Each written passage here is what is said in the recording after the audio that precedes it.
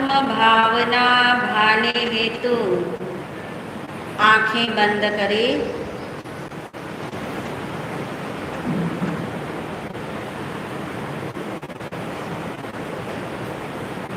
बहुत गहराई में भावना भाई, अपने होने का एहसास पक्का करें।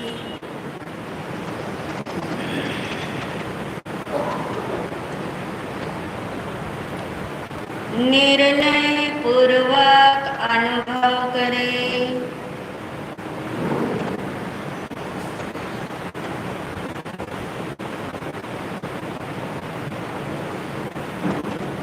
मैं आत्मा हूँ।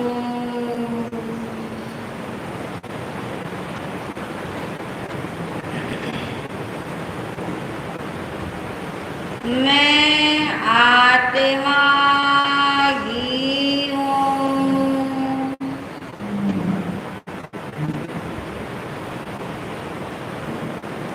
आत्मा के अलावा अन्य कुछ भी मैं नहीं हूँ।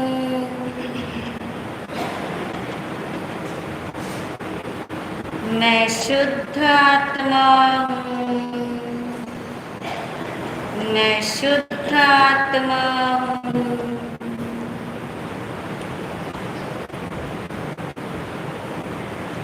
मैं आत्मा सदा ही सुख स्वरूपी हूँ।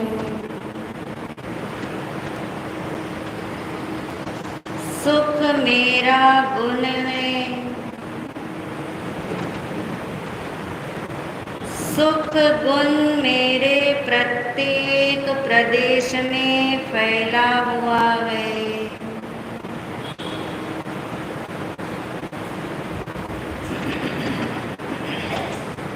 इसलिए बाहर में अनुकूलता हो या प्रतिकूलता हो,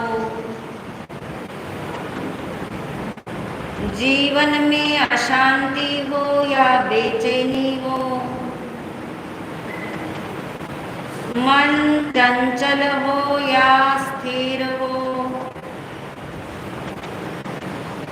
शरीर निरोगी हो या रोगी हो, आत्मा में किसी का भी प्रवेश नहीं,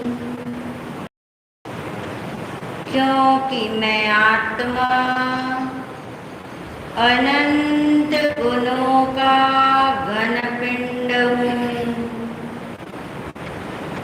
मुझ में गुण ही गुण भरे हैं। जहाँ सुख का गुण है वहीं अनंत गुण है। जहाँ ज्ञान है वहीं सुख है, वहीं अनंत गुण है।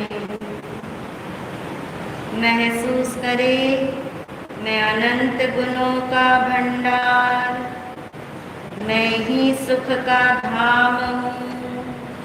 मेरे प्रत्येक प्रदेश में आनंद आनंद ही रहता है।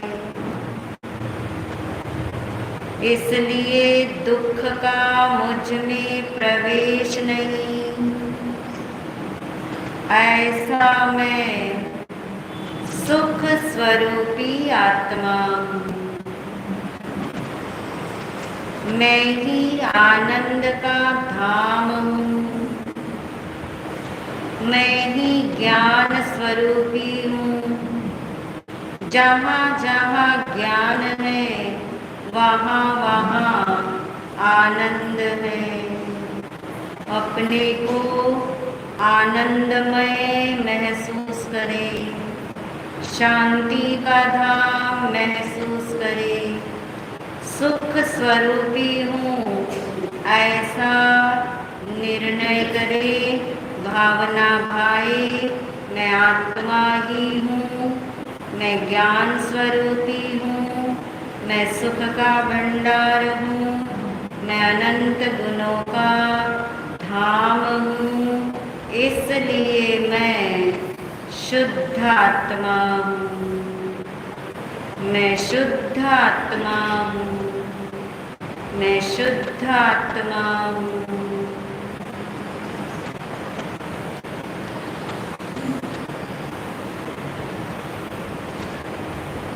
अपने को आत्मा मान आनंद बरसेगा, अपने को आत्मा मान आनंद बरसेगा, निज स्वरूप को जान आनंद बरसेगा, निज स्वरूप को जान आनंद बरसेगा। जहाँ ज्ञान है वहाँ आनंद है, जहाँ ज्ञान है वहाँ चिदानंदी तू स्वयं है, चिदानंदी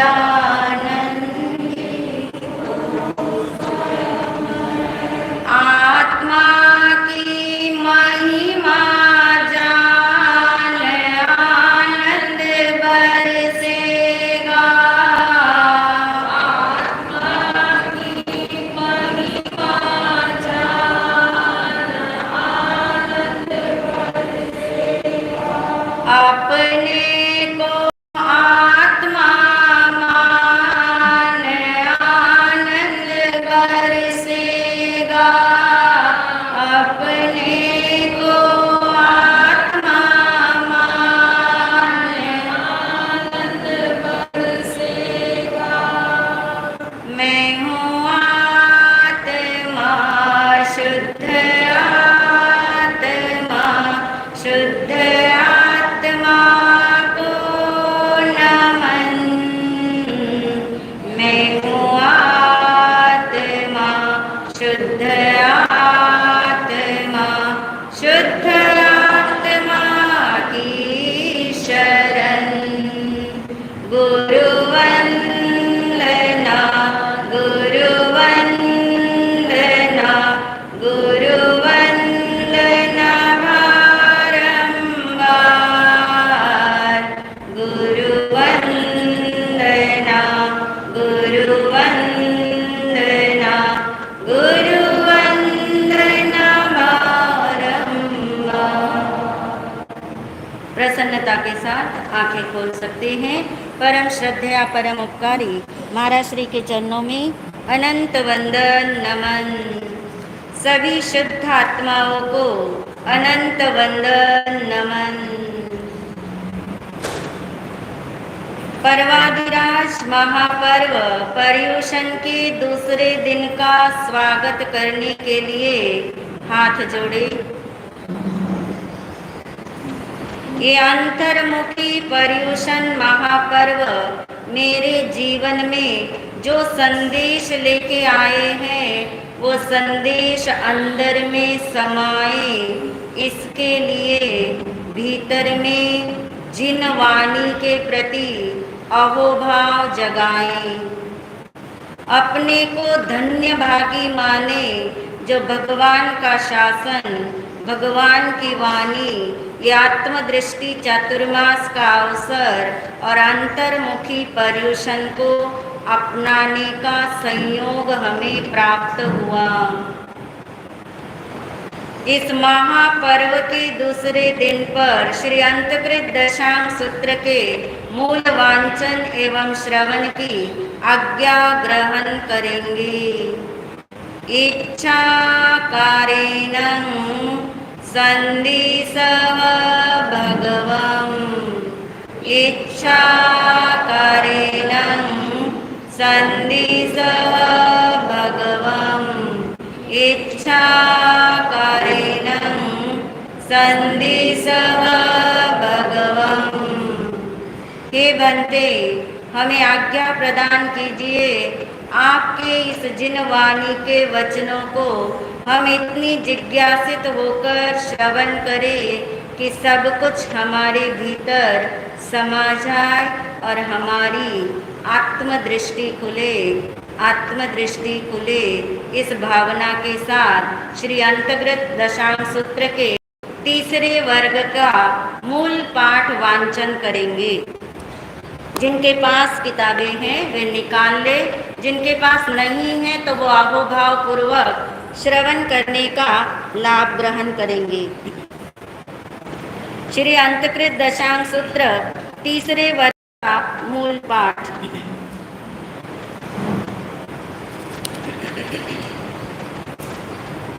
जैनं वन्ते समनेनं जा संपत्तेनं अट्ठमस्लांगस दोच्चस वग्गस मठ्ठे पन्नत्ते तच्च सनं वन्ते वग्गस समनेनं जा संपत्तेनं के अट्ठे पन्नत्ते एवं खलु जम्बू समनेनं जा संपत्तेनं अट्ठमस्लांगस तच्च वग्गस अंतगढ़ दसानं तेरस अज्जयना पन्नत्ता तंजः अनीय सेने अनंत सेने अजीय सेने अनिहारियो देव सेने सत्तु सेने सारने गए सुमुए दुमुए कुए दारुए अनादिठीय जैनं बनते समनेनं जाओ संपत्तेनं अट्ठमसांगस अंतगढ़ दसानं तच्च सवगस तेरह सज्जना पन्नत्ता तंजः अनीय सेन जाव अनादिठी पड़मसनं बनते अज्जनस अंतगढ़ दसानं समनेनं जाओ संपत्तेनं के अट्ठे पन्नत्ते एवं खलु जम्बू तेनं कालेनं तेनं समयनं बद्दिलपुरे नामं नैरे होता रिदित्ति मिय समिद्धे वन्नओ तत्सनं बद्दिलपुरस नैरस भैया उत्तर पुरुत में दिसी भाए सिरी वने नामं उज्जाने होता वन्नओ जिय सत्तुराया तत्थनं बद्दिलपुरे नगरे नागे नामं गाहवई होता अड्डे जाव अपरिभुए तत्सनं नागस गाहवई स सुलसा नामं भारिया होता सुकुमाला जाव सुरुवा तत्सनं नागस गाहवई स पुत्ते सुलसाए भारी आए अत्तये अनीय से नाम कुमारे होता सुकुमाले जाव सुरुवे पंचधाई परिकित्ते तंजहा क्षीरधाय दड़पन्ने जाव गिरी कंदर मल्लिनेव चंपक वर पाये सुहम सुहेनम परिवड्डई तते नंगते अनियसम कुमारम साई रेग अट्ठवास जायम अम्मा पियरो कलायर सवनेंती जा भोग समथे जाए आवी होता तते नंग अनियसम कुमारम उमुक्क बाल भावम जानेता अम्मा पियरो सरी सियानं सरी सवयानं सरी सलावन्न रूव जोवन गुणोव वेयानं सरी से इंतो कुले इंतो अनिलयानं बत्ती साय इब्बवर कन्नगानं एक दिवसेनं पानी गिन्ना वेई तय नंग से नागे गावई अन्यस्य कुमारस्य इमं यारुवम पीडानं दले तंजा बत्तीसम हिरण्य कोडियो जहाँ महाबलस जा उपिंग पासाय वर गए पुट्टमाने मोइंग मथयें भोग भोगायं बुंज माने विहरई तेनम कालेनं तेनं समयनं अरारिठने मिजा समोसडे सिरी वने उज्जाने आहा पडिरुव मुग्गम जा विहरई परिसानि गया तयनं तस्सान्यस्य कुमारस्य मोया जनसद्दं जा गोय में तहा नवरम सामाय मायायं 14 पुवायं ऐजय विसम वासायं पर्याओ शेषम तयव जाव सेतुंजे पवये मासियाए सल्लेह न जाव सिद्धे एवं खलु जम्बू समनेनं जाव संपत्तेनं अट्ठमसंगस अंतगढ़ दसानं तच्चस वग्गस पड़म अज्जयंस ऐमठ्ठे पन्नते एवं जा अनियसे एवं शेषाय अनंत सेनो अजीय सेनो अनहयरिवो देव सेनो सत्तु सेनो य छ अज्जयना एक गमा 32 दावो विषम वासा परियावो 14 पुवायं ऐ जंती सेतुंजे जाव सिद्धा छठम अज्जयनम सम्मतम सारन कुमार नामक 7वां अध्ययन जैनं बनते उखेवो सप्तमस्स तेनं कालेनं तेनं समयनं 12 नैरिय जा पड़मे नवरम वासुदेवेराया धारिणी देवी सियो सुमने सारणे कुमारे 50 दाओ 14 पुवा बीसम वासा परियाओ शेषम जा गोयमस जाओ सेतुंजे सिद्धे जैनं भन्ते उक्केवो अट्ठमस्य एवं खलु जम्बो तेनं कालेनं तेनं समयनं बार वये नैर्यजा पडमे जावरा अरिट्ठनेमि सामी समोसडे तेनं कालेनं तेनं समयनं अरयव अरिट्ठनेमिस्स अंतेवासी छ अनगारा भायरा सहोदरा वत्ता सरिसया सरितया सरिसव्वया निलुप्पवल गवल गुलिय अयसि कुसुम गासा सिरी वच्छंकीय वच्छा कुसुम कुंडल बद्दलया नल कुवर समाना तैनंते छे अनगारा जंग चेव दिवस मुंडा भविता अनगारो अनगारियं पवैया तंग चेव दिवस मर अरिठ्ठनेमिं वंदई नमं सै वंदिता नमं सित्ता एवं वयासी इच्छा मिनं बनते तुभ्यं गब्बनुनाया समाने जावत जीवाय छट्टम छट्टेनं अनिक्षित्तेनं तवो कम्मेनं संजमेनं तवसा अपनं भावे माना विहरते आहा सुहं देवानु पिया मा पडिबंधम करेह तये नंते छे अंगारा अरा अरिट्ठनेमिना अब्बनुनाया समाना जावत जीवाय छट्टम छट्टे न जाव विहरंती तयनं तेचे अंगारा अन्नया कयायं छट्ट कमन पारण गंसी पडमा पुरसिये सज्जायं करे जा गोयम सामी जाव दियाए पुरसिये इच्छा मोनं बनते छट्ट खमनस्स पारणाये तुब्बेंग अबनुनाया समाना तीं संगाडें बार वये नेरे जा उच्चनीय मध्यमायं कुलायं अडित्तये आहा सुहम देवानु पिया तयनं तेचे अनगारा अरा अरिट्ठनेमिना अब्बनुनाया समाना अरा मरिट्ठनेमि वंदई नमं सै वंदिता नमं सित्ता अरो अरिट्ठनेमि शांति आओ ससंभवना उज्जानो पडि निक्खमंती पडि निक्खमेत्ता तिहिं संगाडें अतुर्यं जावडंती तत्थनं एके संगाडे बार वये नैर्य उच्चनीय मध्यमायं कुलायं घर समुदानस्थ भिक्कायर्याय अडमाने अडमाने वासुदेवसरनो देवयाय देवीये गेहे अनुपविठे तये नंसा देवीये देवी ते अंगारे यजमानं पासे पासिता हट्ट तुट्ठ जाव यया आसनाव बुठे अवुठिता सट्टट पयायं अनुगच्छे अनुगच्छिता ते कुत्तो अयायनं पयायनं करे करिता वंदे नमं सै वंदिता नमं सित्ता जेने भक्त करे तेने वागच्छे उगच्छिता सिंह केसरानं मोयगानं थालं भरे भरिता ते अनगारे पडिला वित्ता वंदई नमं सै वंदिता नमं सित्ता पडी विसज्जेई तदनंतरं च दोच्चे संगाडे बार वये नैर्य उच्च जाव विसज्जे तयानंतरं च ते तच्चे संगडाय बार वये नैर्य उच्चनीय जाव पडिला वित्ता एवं वयासी किन्नम देवानुप्रिया कर्णस्य वासुदेवस्य इमिसे बार वये नैर्ये नव जोयन वित्थिन्ना दुवालस जोयन आयामे पचखम देवलोक भुवाय समनाने गंथा उच्चनीय मध्यमायं कुलायं घर समुदानस्य भिक्कायर्याय अडमाना भक्तपाणं नो लभन्ति जन्नं ताई चेव कुलायं भक्तपानाय बुज्जो बुज्जो अनुपविशन्ति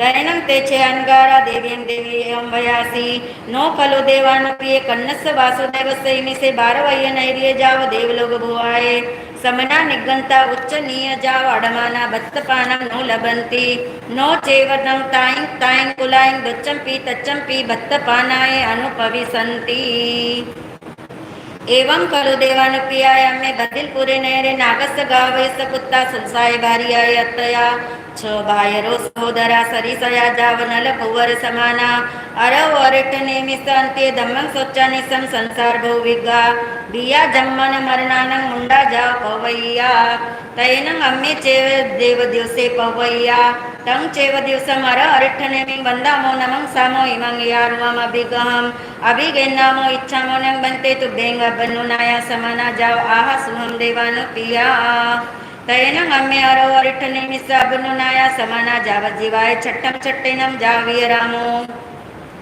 तंग अम्मे अज्ज छट्ट खमन पारणेंसी पडमाय पोरसिये सज्जायं करिता जा अडमाना तव गेवम अनुपविठा तन्नो खलु देवानुप्रिये तंग चेवनं अम्मे अम्मेनं अन्ने देवैं देवी एवं वंदई वंदिता जामे दिसं पाउबे तामे दिसं पड़ी गया तयनं तिसे देवीये देवी अमे अरुवे अजित्य जा समुपन्ने एवं खलुआं पोलास्पुरे नैरे आई मुत्तेन कुमार समनेनं बालत्तने वागरिया तुमनं देवानुप्रिया अट्ठपुत्ते पयस्सामी सरसिये जाव नल कुब्बर समाने नो चेवनं बरे वासे अन्नावो अम्मतावो तारिसिये पुत्ते पयाय सन्ति तेनं मिच्छा इमं पचखमेव दिसन्ति भरय वासे अन्नावो वा अम्मयावो खलु एरसिये जाव पुत्ते पयायावो तं गच्छामि नं अरम अरिट्ठनेमिं वन्दामि नमं सामि वन्दिता नमं सित्ता इमं चनंगेयारुवं वागरणं पुच्छिस्सामीति कट्टु एवं संपेयिता कौडंबिय पुरुषे सद्दा वैता एवं वयासी लघुकरण पवरम जाव धम्मियम जान पवरम उठावेंती जा देवानंदा जाव पज्जुवा सही तय नंसारा रिठनेमि देवैं देवी एवं वयासी से नुनंग देवी इमं च अनगारे पासेता अमिया गुए अजित्ये जाव समुपजित्ता एवं खलु कोलास्पुर नैरे अयि मुत्तेनं तं चेव जाव निगंसी निगच्छित्ता जेने व ममंग अंतियम हव मागया से नूनम देवई देवी हत्ते अमठ्ठे हंता अर्थी एवं खलु देवानुप्रिय तेनं कालेनं तेनं समयनं बद्दिलपुरे नगरे नागे नामंगा हवै परिवसै अड्डे तस्सनं नागस्य गाहवै स सुल्सा नामं भार्या होता सा सुल्सा गाहवैनी बालत्तने चेव निमित्तेने वागरिया एसनं दार्या निंदु भविष्यई तयनं सा सुल्सा बालक पवित्ति चेव हरिण गमेसी देव बतया वायु होता हरिण गमेस्य पड़मं करे करिता कल्ला कल्लिम नाया जा पाय चित्ता उल्ल पड़ साड़िया तह रुवम पुफ चयनम करे करिता जानु पाय पड़ियम पनामं करे तव पच्चा आहरीवा निहारीवा वरईवा तयनं तिसे सुल्साय गाह बनिए भक्ति बहुमाने सुसुसाय हरिण गमेसी देवे आराया विहोता तयनं ते हरिण गमेसी देवे सुल्साय गाह बनिए अनुकंपन ठाय सुल्सम गाह वही तुमं चनं दो समुयायी करे तयनं तुब्बे दो सममेव गब्बे गिन्नः सममेव गब्बे परिवह सममेव दारय पयायः तयनं से सुल्सा गावनी विनिहाय मावन्य दारय पयैति तयनं से हरिण गमेसी देव सुल्साय अनुकंपठाय विनिहाय मावन्य दारय करतल संपुड़ेन गेन्नय गेन्निता तवान्त्यं सहारय सहारिता समयं च नमे तुमंपि नवन्नं मासानं सुकुमाल दारय पसवसी जे वियनं देवान पे तव पुत्ता तेविय तव अंतियाव करैल संपुड़ेन गेन्नय गेन्निता सुल्साय गावनीय अंतिये सहारय तं तेव चेवनं देविये ए पुत्ता नो सुलसाए गावनीय तिब्बेमी। इतना पाठ रहने देंगे।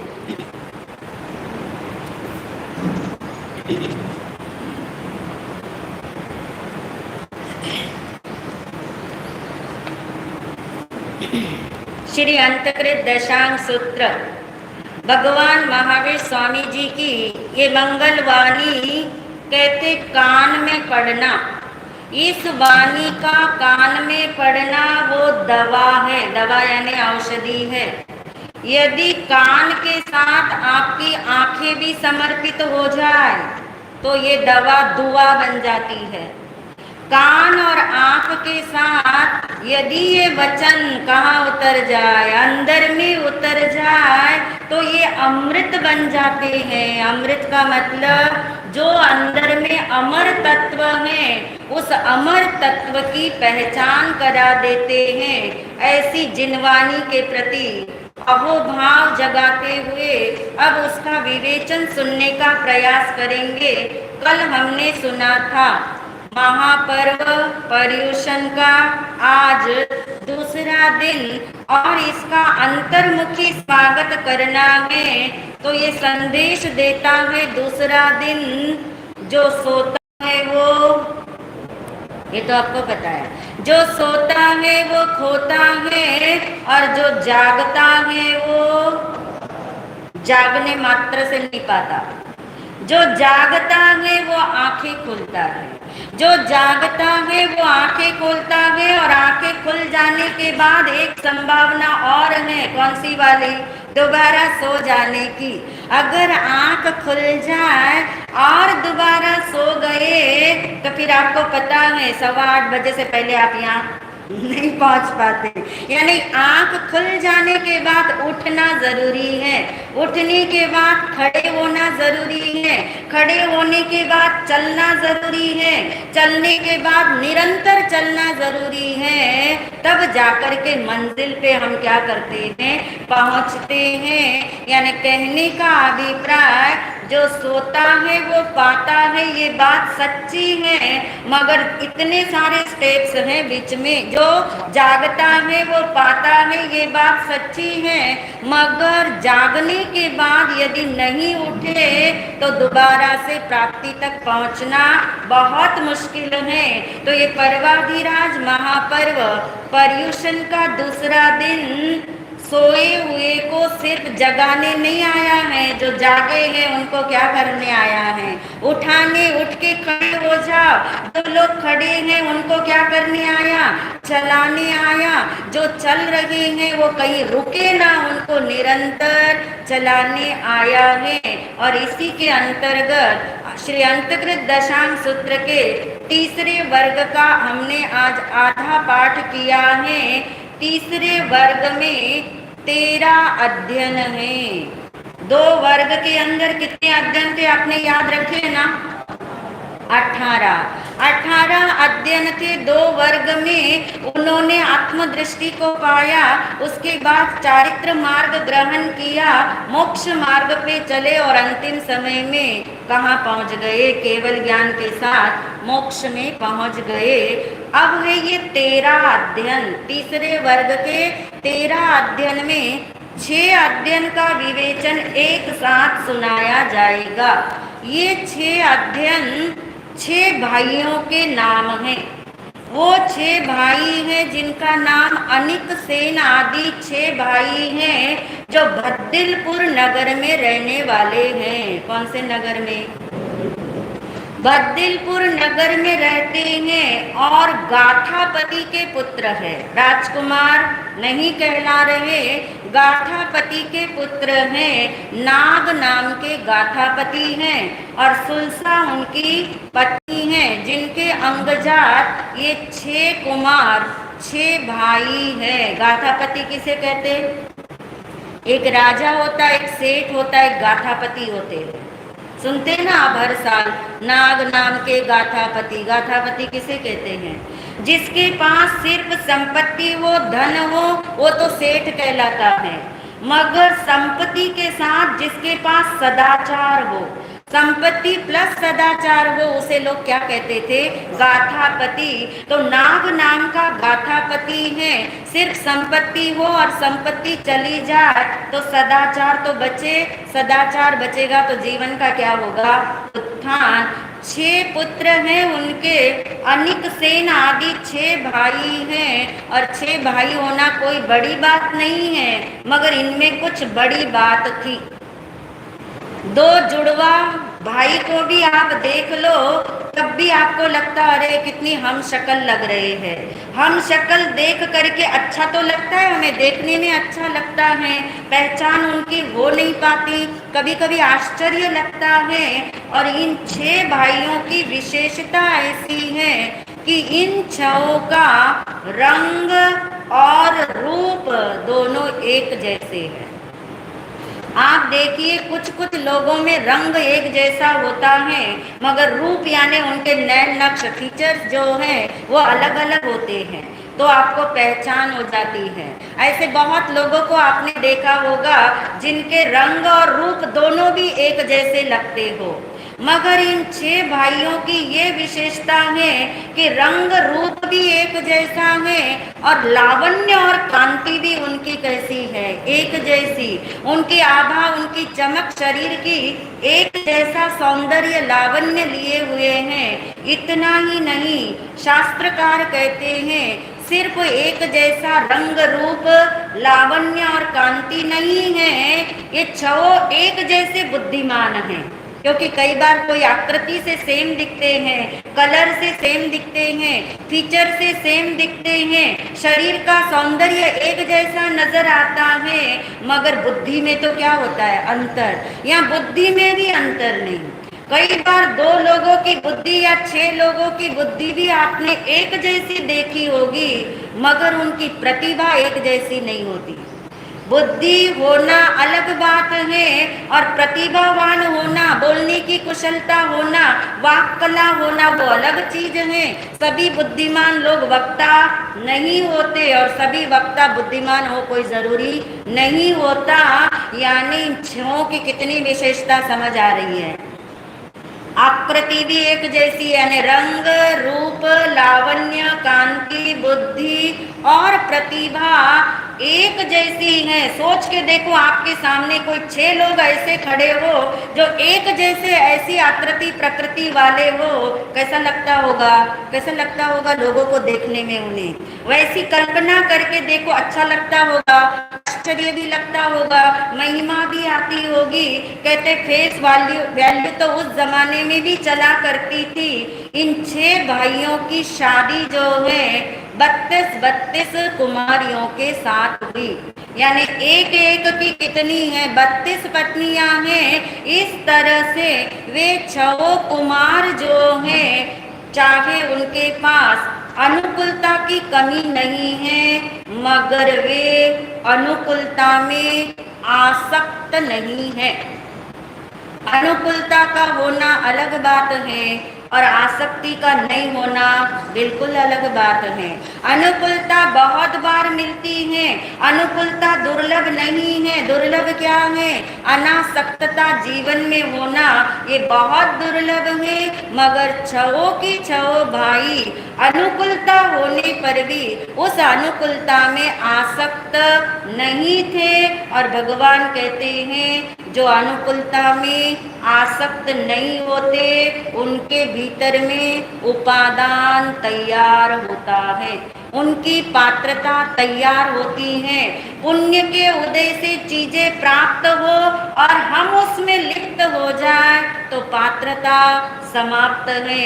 पुण्य के उदय से वस्तुएं साधन मिले और यदि हम उसमें लिप्त रहे तो फिर ये भगवान की वाणी अंदर में समाने की पात्रता गायब हो जाती है। मगर ये 6 के 6 कुमार ऐसे थे, पुण्य के ढेर पे बैठे थे। ढेर ही नहीं कहना चाहिए, पुण्य के शिखर पे बैठे थे। पुण्य के शिखर पे बैठे हैं, मगर कौन कहाँ बैठा है वो मायने नहीं रखता। क्या मायने रखता है? कोई आगे बैठा, कोई पीछे बैठा, वो मायने नहीं रखता। कोई यहाँ बैठ के प्रवचन सुन रहा है, कोई सिंगापुर, हांगकांग, लंदन में प्रवचन सुन रहे, लाइव प्रसारण में कहीं भी बैठ के सुन रहे हो, क्षेत्र मायना नहीं रखता। क्योंकि आप कहाँ हो इसका निर्णय क्षेत्र नहीं करता। कौन करता है? आपकी दृष्टि करती है। आपकी दृष्टि जहाँ है, आपकी नजर जहाँ है, आपका अपनापन जिसके साथ है, आपका एकत्व जहाँ जुड़ा है, वो निर्णय करता है कि आप कहाँ हो। क्या एक चील आकाश में ऊंचा ऊंचा उड़ती है इसका मतलब कोई उसने ऊंचा स्थान पा लिया? ऐसा नहीं है। दिखती वो ऊपर है, आकाश की ऊंचाइयों को छूती हुई दिखती है, मगर वो वहां नहीं है। वो कहाँ है? उसकी नजर कहाँ है? धरती पर। यानी कौन कहाँ है वो मायने नहीं रखता कि उसकी नजर कहाँ है, किसको क्या मिला है वो महत्वपूर्ण नहीं है। वो उसमें लिप्त है या उससे अनासक्त है, ये पात्रता का निर्णय है। इसलिए कोई जरूरी नहीं है कि प्रवचन में बैठने वाला हर व्यक्ति प्रवचन में, मैं तो नहीं बोलती और कोई जरूरी नहीं घर में बैठा हुआ व्यक्ति कहाँ बैठा हो, घर में ही बैठा हो सकता कोई मजबूरी वश वो यहाँ न आ सका हो, मगर उसके भीतर में अंतकृत दशांश सूत्र ही गुंज रहा होगा। हो सकता है उसकी ललक, उसकी दृष्टि ये सुनने के लिए ही तड़प रही होगी। और हम जैसे आने के बाद भी अगर कोई घर का थॉट, यदि कोई घड़ी का थॉट, यदि कौन कहाँ आके बैठा उसका थॉट, यदि आंखें समर्पित नहीं रही, कान समर्पित नहीं रहे, तो फिर हमारी दृष्टि वहां पर नहीं है जहाँ हम बैठे हैं। तो हम बात कर रहे थे 6 कुमारों की। वे कहाँ बैठे हैं? पुण्य के ढेर पे बैठे हैं, पुण्य के शिखर पे बैठे हैं। अनुकूलता उनके जीवन में है, साधन और साधनों सामग्री की उनके जीवन में कमी नहीं है, मगर जो उनको मिला है उनमें वे लिप्त नहीं होते। इसलिए उनके भीतर चिंतन जागता है। हम कहते हैं ना, हमारे अंदर चिंतन क्यों नहीं जागता? हम इतना सुनते हैं, इतने जीवन में धक्के खाते हैं, इतने लोग हमें अपमानित कर देते हैं, कितनी बार इग्नोर कर देते हैं, फिर भी हमारे जीवन में चिंतन क्यों नहीं जागता? क्योंकि चिंता जागती है, चिंता नहीं जागती तो चर्चा जागती है। सुनने के बाद चर्चा में लग गए, सुनने के बाद यदि चिंता में लग गए तो चिंतन घटित नहीं होता। वे छो कुमार एक जगह बैठ के मिलते तो इधर उधर की चिंता, इधर उधर की चर्चा नहीं करते थे, चिंतन करते थे, क्योंकि उनके जीवन में एक बात की खोज अधूरी थी। उन्हें ये बात नहीं समझ आती थी कि जीवन जो हमें मिला है और जीवन में जो हमें मिला है, दो चीजें समझ आ रही है। जीवन जो मिला है और जीवन में हमें जो मिला है, इसमें बड़ा कौन है? जीवन बड़ा है कि जो जीवन में हमें मिल रहा है वो चीजें बड़ी है? जीवन बड़ा है ना, जीवन बड़ा है। क्यों जीवन बड़ा है कह रहे? क्योंकि जीवन में जो कुछ मिला है वो यदि चला भी जाए, जीवन में जो मिला है वो यदि चला भी जाए तो भी दोबारा मिल सकता है यदि जीवन रहे तो।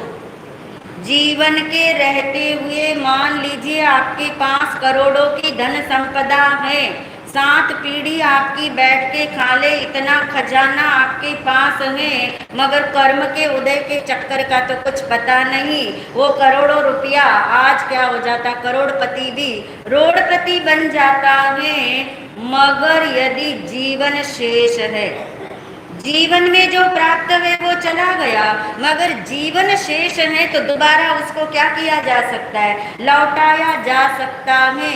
जीवन महत्वपूर्ण है, ये जब उन्हें समझ आता है, ये जिन्हें समझ आता है, उन्हें जो जो जीवन में मिलता है उसका मूल्य नहीं लगता, मूल्यवान उन्हें क्या लगता है?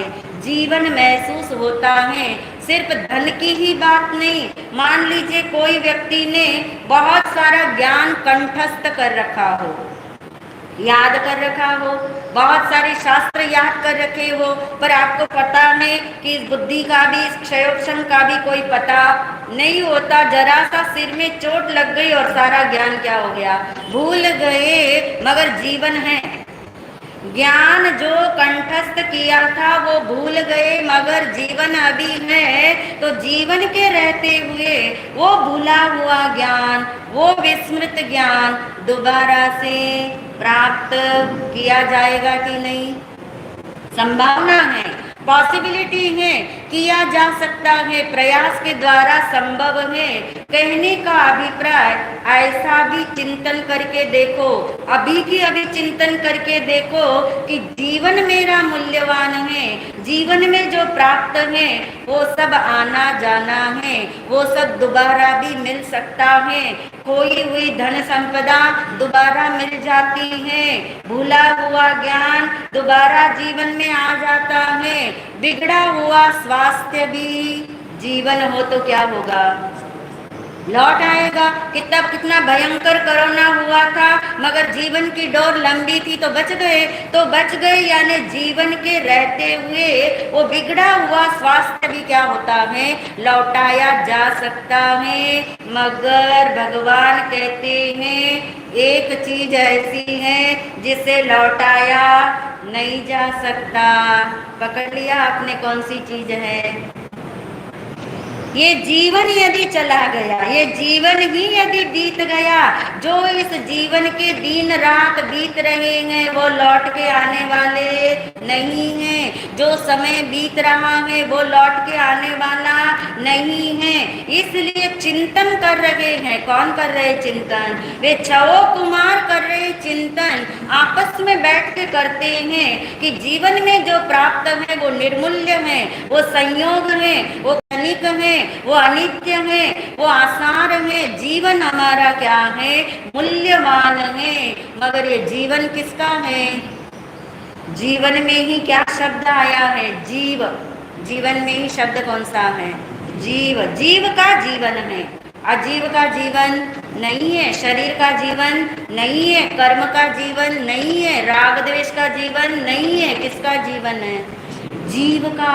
अब उनकी चर्चा यहाँ आके रुकती है कि जिस जीवन का, जो जीवन इस जीव का है, इस जीव के बारे में तो हमने आज तक कभी विचार नहीं किया। जीवन का किया, जीवन में क्या क्या मिला है उसका किया, कैसे संजो के रखे उसका किया, मगर एक बार भी विचार जिसका ये जीवन है, जीव का जीवन है, उसके बारे में हमने जाना नहीं। जीव क्या होता है समझा नहीं, जीव कितना लंबा चौड़ा है ये पता नहीं, जीव के अंदर क्या होता है ये मालूम नहीं। और इस चिंतन से उनके भीतर में उपादान तैयार होता है। उपादान यानी पात्रता, और उपादान और निमित्त का एक नियम है। निमित्त को खोजने जाओगे, निमित्त मिल भी जाएंगे तो भी वो निमित्त कार्यकारी होंगे कि नहीं होंगे, गारंटी जिन शासन नहीं देता। मगर आपका उपादान तैयार हो तो निमित्तों को ढूंढने नहीं जाना पड़ता, निमित्त खुद चल के आपके सामने खड़े हो जाते हैं, प्रस्तुत हो जाते हैं। जरूरत मात्र क्या है? अपनी पात्रता तैयार करने की, अपनी रुचि जागृत रखने की, अंतर जिज्ञासा को प्रकट करने की। जो इन 6 भाइयों के अंदर जो कहाँ रह रहे हैं, नाम याद रखा आपने? कौन से नगर में रह रहे? अशोक विहार में तो रह नहीं रहे, कहाँ रह रहे? बद्दिलपुर नगर में। और कहते उनकी पात्रता तैयार हुई और निमित्त का पधारना हो गया। कौन पधारे हैं?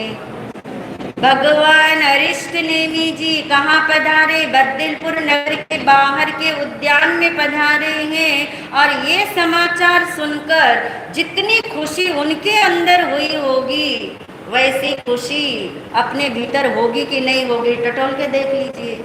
यदि अंतर जिज्ञासा होगी, भावना भाके रखी होगी, जिन्होंने भावना भाके रखी होगी, मेरे जीवन में धन्य दिन वो होगा जब महापर्व पर्युषण का अवसर आए, चतुर्मास का अवसर आए, मैं अंतर्मुखी साधना का अवसर लूं, मुझे ऐसा ही जीवन के अंदर योग मिले तो उन्हें अवश्य निमित्त मिलने पे क्या होती है? प्रसन्नता।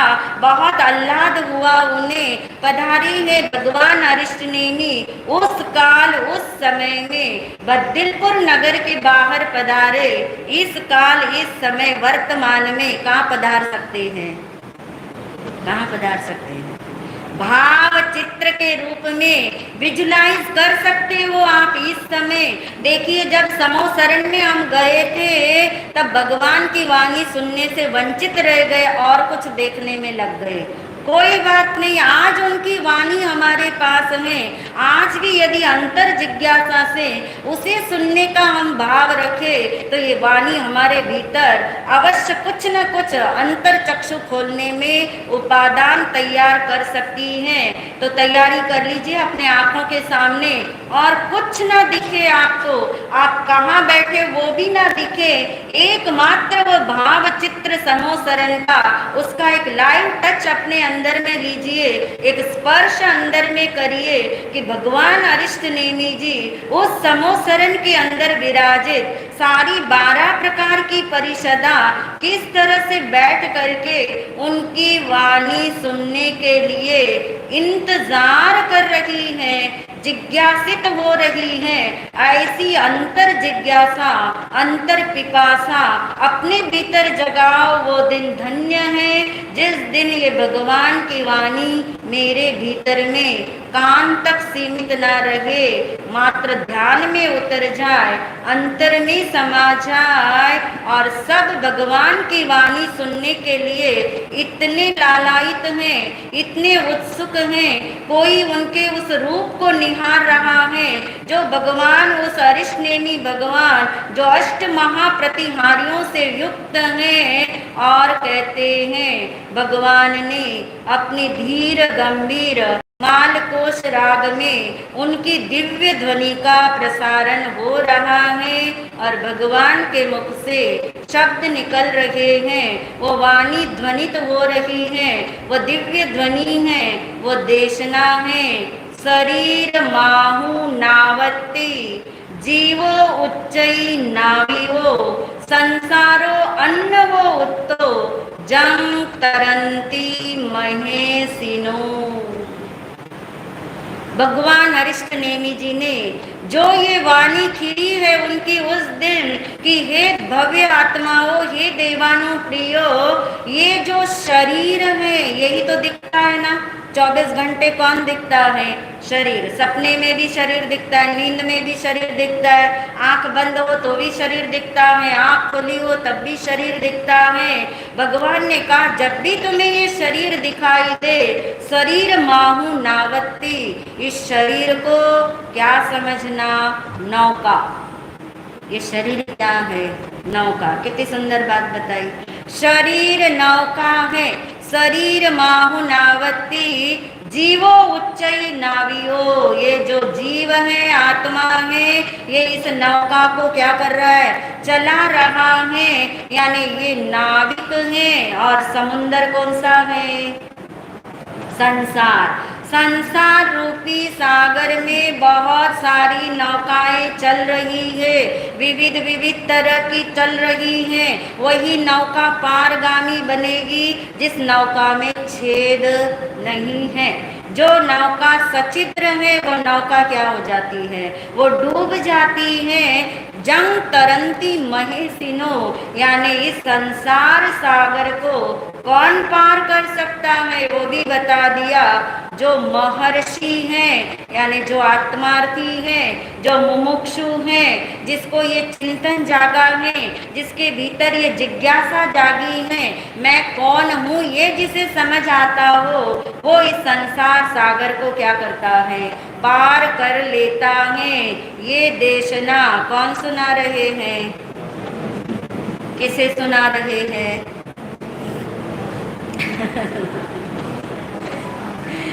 देखिए, जब भगवान ने हमें देशना सुनाई तब हमारे भीतर में ये भाव नहीं जागा कि भगवान किसके लिए सुना रहे हैं। मगर आज वो परोक्ष देशना सुनते हुए आपके भीतर ये भाव जागे कि अरे ये सब बातें भगवान ने किसके लिए बोली है? मेरे लिए बोली है। मेरे भीतर ये जिज्ञासा थी, ये शरीर क्या है, ये संसार क्या है, ये जीव क्या है, कैसे संसार समुद्र को पार करो। और भगवान ने कहा इस संसार समुद्र में बहुत सारी नौकाएं क्या है? चल रही हैं। मगर कुछ नौकाएं ऐसी हैं जो चलने से पहले ही डूब जाती हैं। कुछ नौकाएं ने शरीर की बात करेंगे। कुछ नौकाएं ऐसी है जो थोड़ी देर चलती है और क्या होती है? डूब जाती है। कुछ नौकाएं ऐसी हैं जो चल ही नहीं पाती, सीधी क्या होती है? डूब जाती हैं। मगर कुछ नौकाएं ऐसी हैं जो चलने की योग्यता लिए हुए हैं, फिर भी सभी नौकाएं पार नहीं हो पाती। जो नौका छिद्र रहित है वो क्या है? पारगामी है। और जो छिद्र सहित है वो नौका डूब जाती है। आपको याद आ रहा होगा इस संसार समुद्र में 4 तरह की नौकाएं चल रही है। कौन कौन सी? 4 गति है ना। 4 गति ही 4 नौकाएं हैं। नरक गति वालों की भी नौका चल रही है, संसार में ही है ना वे भी जीव। त्रियंच वालों की भी मनुष्य और देवगति, जिसमें भगवान ने देवानुप्रिय कह के कौन सी नौका की तरफ ध्यान दिलवाया? मनुष्य की शरीर की नौका।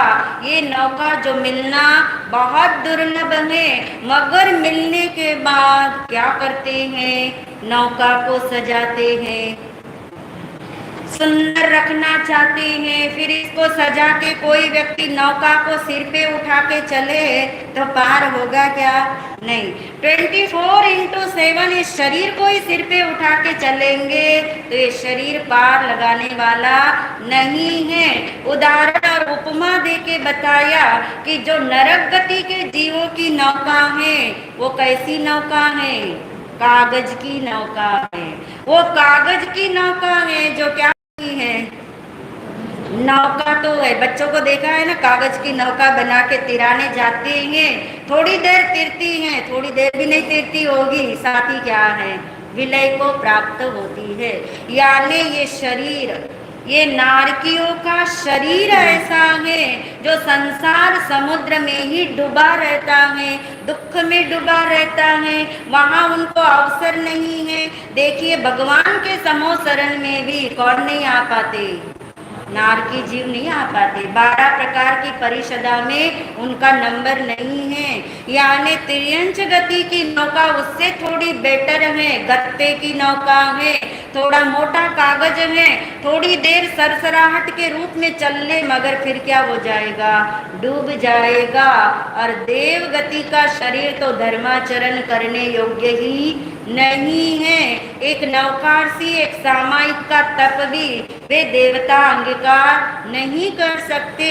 उनकी नौका को उपमा दी कौन सी, मार्बल की नौका यानी पत्थर की नौका।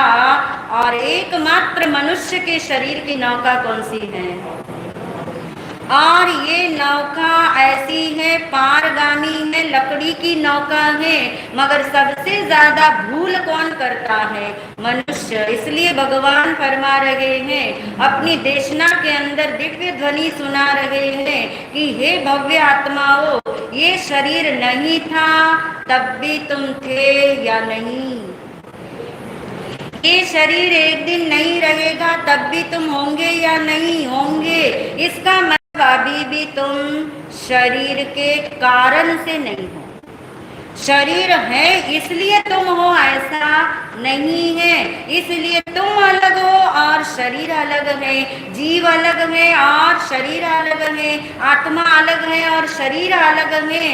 ये बात जैसे ही सुनी, किसने सुनी, उन 6 कुमारों ने सुनी, उनकी डुबकी लग गई अंदर में। जो उनकी खोज थी कि जीव क्या चीज है, ये शरीर क्या चीज है, उन्हें ये भेद महसूस हो गया, ये अलगाव की प्रतीति हो गई, उनकी आत्मदृष्टि खुल गई, उनका उस जीव की तरफ, आत्मा की तरफ ध्यान समर्पित हो गया।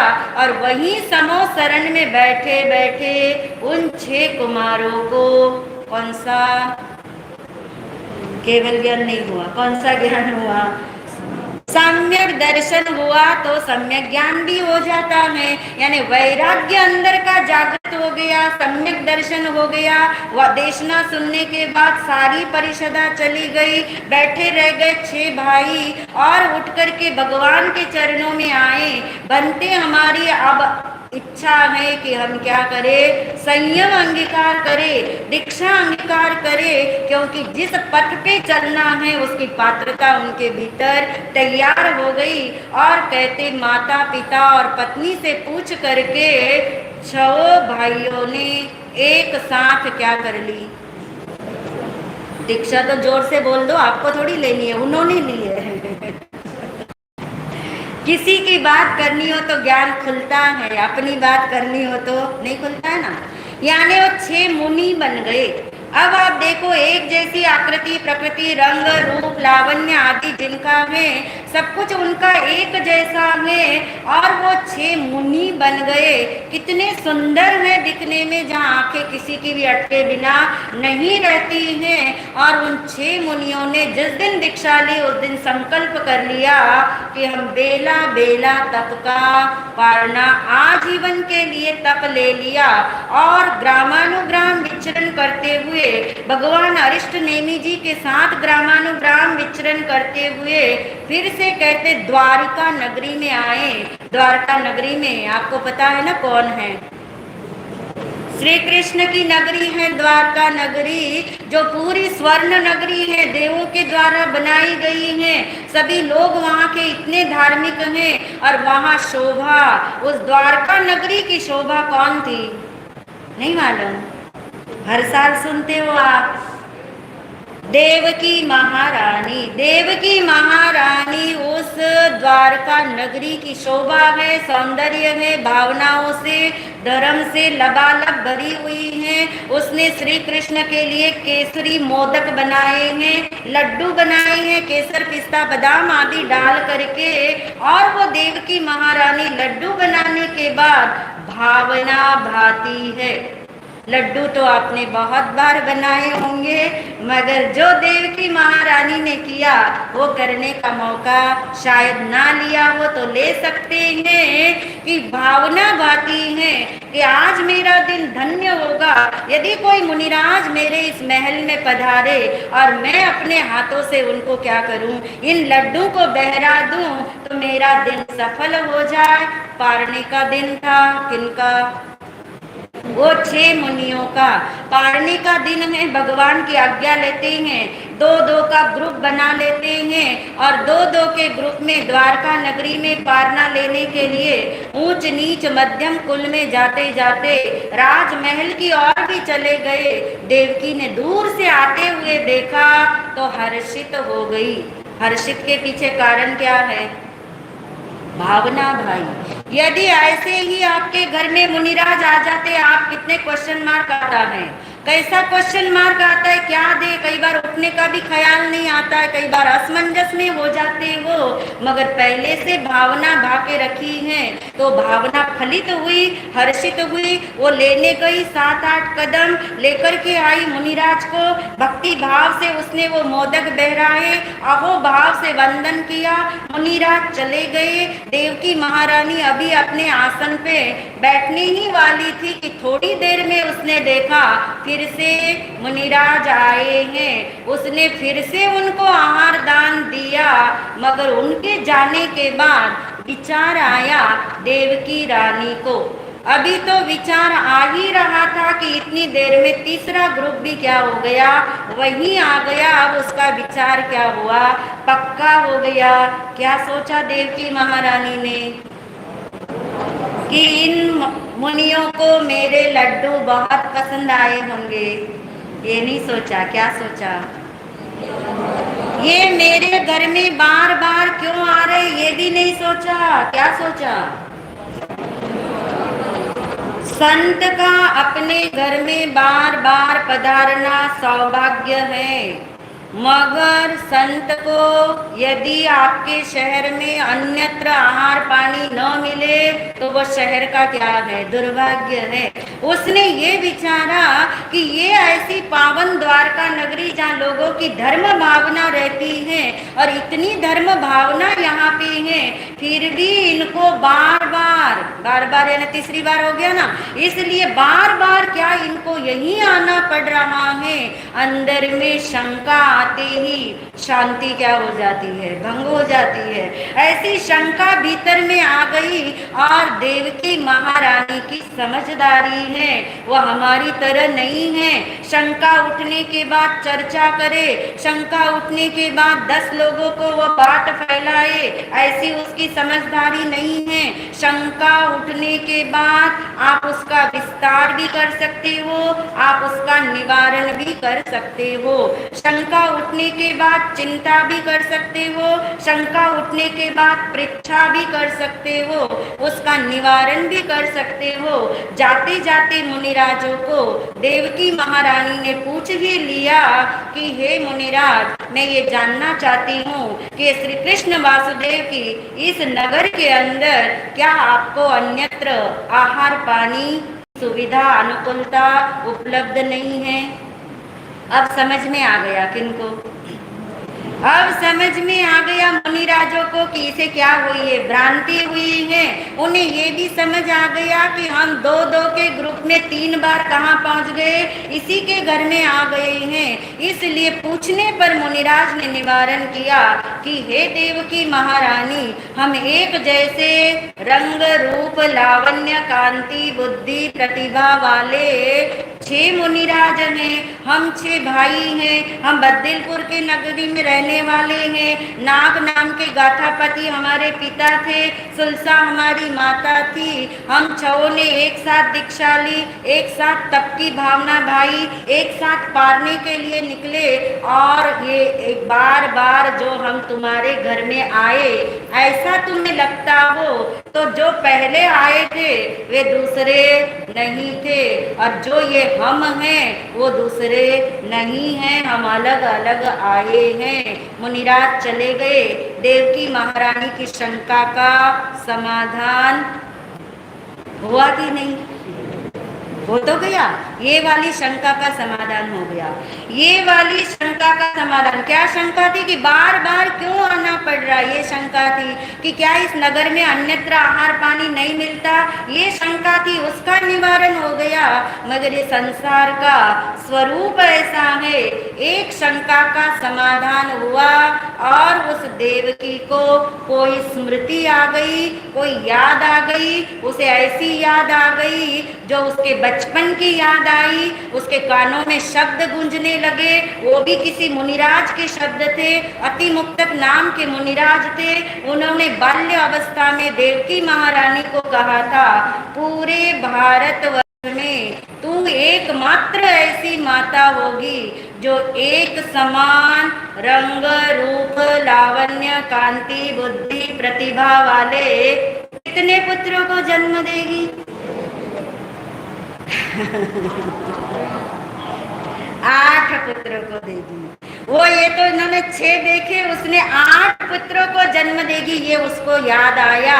मगर उसे महसूस हुआ कि मुनिराज तो गलत कभी बोलते नहीं, वो भी मुनिराज थे, वो भी असत्य भाषण नहीं किए होंगे, ये भी मुनिराज है, इन्होंने भी असत्य भाषण नहीं किया, तो इस बीच में कोई रहस्य है।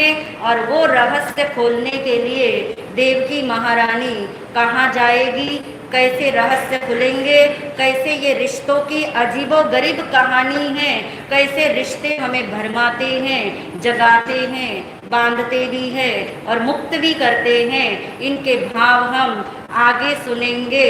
उससे पहले आप तैयार हो जाइए।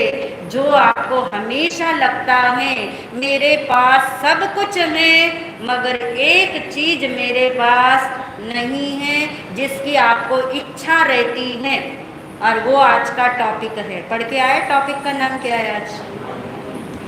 जरा जोर से बोल के देखो। I want piece. ये क्या चीज है, क्यों नहीं मिलती, उसके बारे में महाराज श्री आपको सुनाएंगे। बहुत समर्पित भाव से सुनने का लक्ष्य रखना।